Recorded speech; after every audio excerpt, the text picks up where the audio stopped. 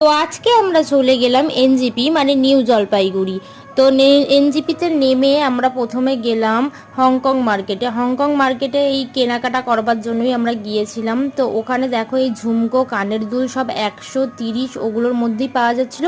কলকাতাতেও আমাদের সেমই দাম, বাট ওখানেও ডিজাইনগুলো পছন্দ হয়েছিল বলে কিছু একটা কিনে নিলাম। কিনে নিয়ে এবার তারপর ড্রেসের ওইখানে গিয়েছিলাম। ড্রেসের ওখানে গিয়ে এই স্কার্টগুলো যে টপগুলো দেখতে পাচ্ছ সব 100-200 টাকার মধ্যে।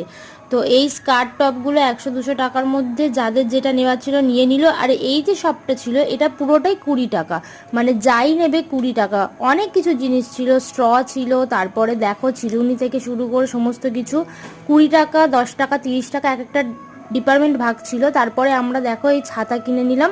আর তারপরে আখের রস খেয়ে আমাদের যা জিনিসপত্র কেনা হয়েছে সেটা তোমাদেরকে দেখালাম, মেকআপ থেকে শুরু করে সমস্ত কিছু।